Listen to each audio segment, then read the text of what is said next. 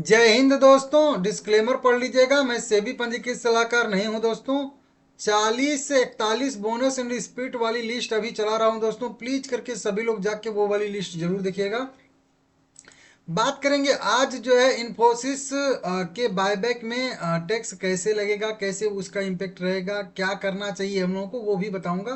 क्योंकि हो सकता है बहुत सारे लोग कैलकुलेट करके बताए होंगे आप लोगों को कि कैसे इसमें जो है टैक्स कटेगा, टीडीएस ये सब क्या होगा, और उस टीडीएस जो कटेगा उसका क्या होगा। ये सारा का सारा क्वेश्चन आप लोगों के पास है और मुझे भी पता है। और मैं भी देखिए एक्सपर्ट तो वैसे मैं भी नहीं हूँ कि कोई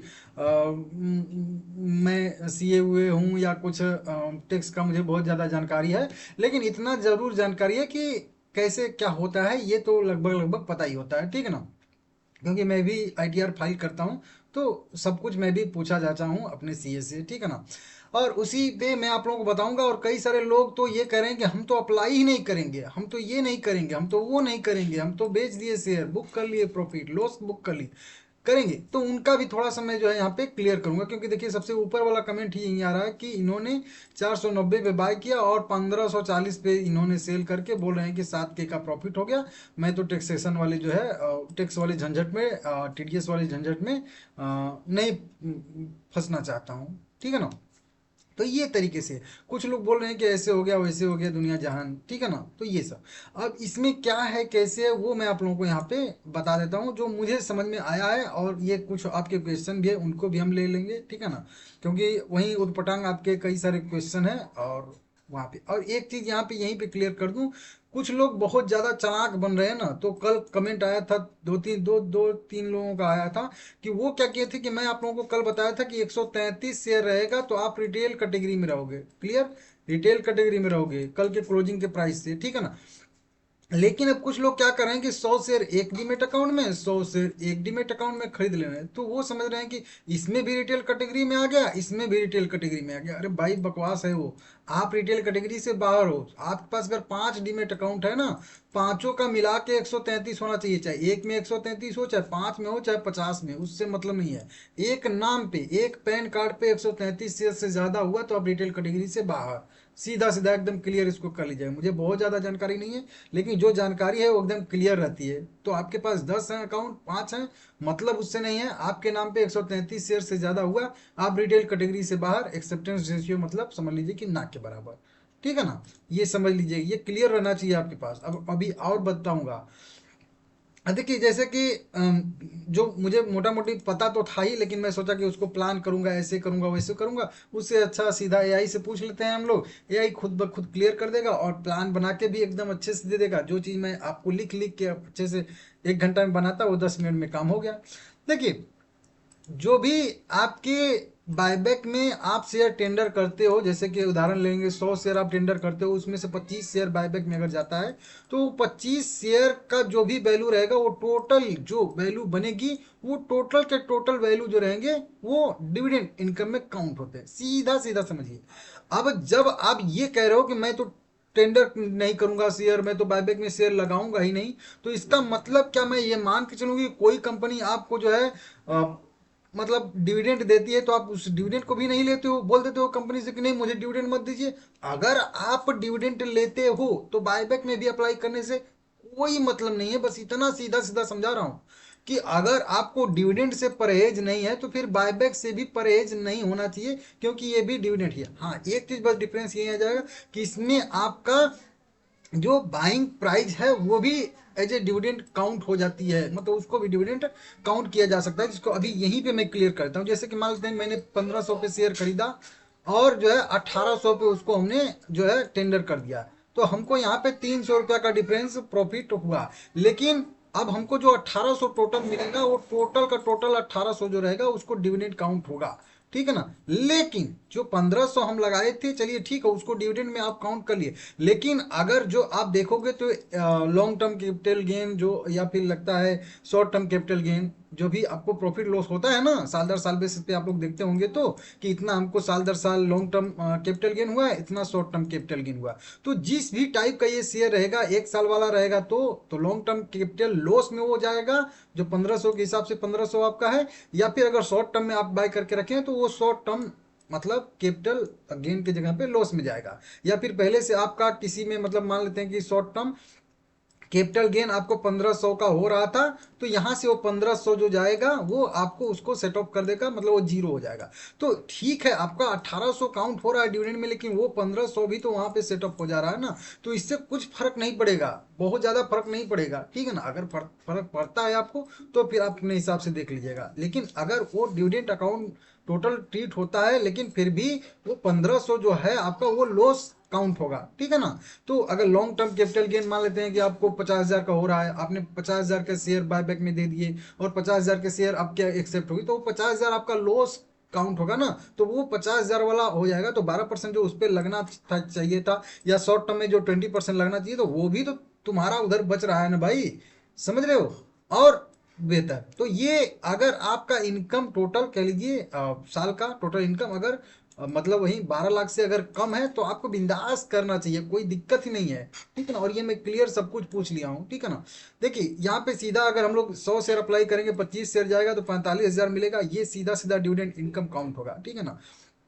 टोटल अगर बात करें कि 10 लाख आपकी इनकम है, तो 45,000 ये भी हो जाएगा, इसमें डिविडेंड इनकम काउंट होगा आपका। लेकिन अभी भी आप 12 लाख के नीचे ही हो, तो अभी भी आपको कुछ खास यहाँ पे टैक्स नहीं पे करना पड़ेगा, ना के बराबर। आपका टैक्स तो बनेगा 34,000 के आसपास, आपका 34,500 टैक्स बनेगा। टैक्स स्लैब के हिसाब से 4%, 6%, 8%, जो भी 8% होता है, नीचे दिया भी है उसके हिसाब से। लेकिन जो आपको रिबेट 60,000 का मिल रहा है 12 लाख से नीचे वाले में, तो उसमें आपका टैक्स जीरो ही हो जाएगा। बाकी जो आपको 45,000 मिला है, इस पे 10% कंपनी ठीक है टैक्स काट के ही देगी। तो 45,000 का आपको मतलब 4500 टैक्स काट लेगी, आईटीआर कह लीजिए, टीडीएस टीडीएस काट लेगी ना। तो जब आईटीआर में उसको आप फाइल करते हो, आईटीआर फाइल करते हो, जितना भी आपका डिविडेंड डिविडेंड मिला रहता है, उसका जो भी टीडीएस करता है, 5,000 से अगर ज़्यादा की भी डिविडेंड आपको मिलती है, समझिए 5,000 से अगर ज़्यादा की आपको डिविडेंड मिलती है, तो डिविडेंड पे भी तो टीडीएस कट के ही आता है ना। तो कि नहीं, आप मना कर देते हो कि नहीं मत करो, इस पे तो डिविडेंड टीडीएस मेरा कट जाएगा, तो डिविडेंड मत दो, नहीं मना करते हो ना। तो जब वो आईटीआर आप फाइल करोगे, तो जितना भी आपका टीडीएस कटा रहेगा वो आपको रिफंड मिल ही जाएगा ना, अगर आपका टैक्स जीरो है तो। समझने वाली बात है, बस ये सिंपल सा समझा दे रहा हूँ, आप कैलकुलेशन में मत जाइए, उससे मतलब नहीं है। बाकी जो आपका बाइंग कॉस्ट वही बता रहा था 37,375 था, वो तो मतलब लॉन्ग टर्म कैपिटल गेन या शॉर्ट टर्म कैपिटल गेन जो भी रहेगा आपका, जिस हिसाब से आपने शेयर बाय करके रखा है जितने दिन पहले से, उससे सेट ऑफ हो ही जाएगा ना भाई। तो फिर दिक्कत कहाँ पे है, तो फिर कहाँ से आगे आगे 30%।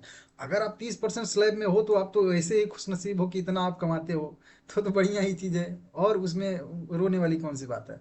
लेकिन सब कुछ मतलब कोई दिक्कत यहाँ पे परेशानी नहीं है। फिर उनसे मैं क्वेश्चन भी पूछा, क्योंकि कि मेरा इतना शेयर है, 100 शेयर मैंने बाय करके रखा है 1500 पे, 10 लाख की मेरी सैलरी है, और 25 शेयर मेरा बायबैक में जाता है, या 50 शेयर भी बायबैक में मेरा जाता है, तो फिर 75 शेयर में 1500 के रेट पे हैं, तो 1800 पे मेरा जाता है, तो 45,000 मिल गया। टीडीएस कट गया, लेकिन मैं टीडीएस फाइल करूंगा, टीडीएस भी मुझे रिफंड मिलेगा कि नहीं मिलेगा, और टैक्स मेरा एकदम जीरो हो जाएगा, मुझे जेब से कुछ, बिल्कुल वहां पे क्लियर एकदम बताया जा रहा है कि कुछ भी नहीं देना है, ठीक है ना। आपका समझाना बिल्कुल सही है, मैं उसको समझाया कि ये मैटर है, अब सही है कि गलत है, तो क्लियर बोला कि बिल्कुल कंफर्म है, आप जो समरी दे रहे हैं वो बिल्कुल सही है, तो इसमें कोई दिक्कत ही नहीं आ रहा है। लेकिन फिर भी आप लोग इधर उधर पता नहीं कहाँ कहाँ से सुन सुन के आ रहे हो, ठीक है ना। बाकी अगर आपका 12 लाख के ऊपर का इनकम है, तो आपको डिविडेंड मिलता है, तो या फिर कोई भी बायबैक में अप्लाई करोगे, तो वो सब पे तो आपको तो टैक्स देना ही पड़ेगा ना, उससे कहाँ बचना है आपको। अगर 12 लाख से ऊपर की आपकी सैलरी या इनकम जो भी है साल की, ठीक है ना। बाकी उसके अलग अगर आप जाओगे, तो लॉन्ग टर्म को तो चलिए कई जगह से सेट कर, जो शॉर्ट टर्म अगर आपका कैपिटल गेन है, उसको तो देना ही देना पड़ेगा ना आपको। अगर शॉर्ट टर्म में आपको 1 लाख का प्रॉफिट हुआ है, तो 1 लाख के 20,000 का आप दोगे ना 20% टैक्स, सीधा सीधा।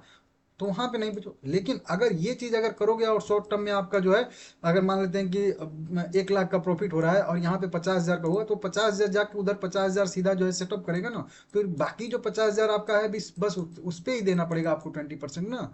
समझ रहे हो, 10,000 तो 10,000 यहाँ पे बच गया कि नहीं, आपका बच गया इधर का काउंट करने पे। तो वो सारी की सारी चीज़ें एक दूसरे से जुड़ी हुई हैं, आप लोग चाहो तो जाके चेक कर सकते हो, अच्छे से समझ सकते हो। बाकी अगर आपके पास कोई सीए हुए है, तो उससे भी सलाह ले सकते हो। लेकिन 12 लाख से कम की अगर इनकम है, तो आपको बिंदास जो है अप्लाई करना चाहिए मेरे हिसाब से।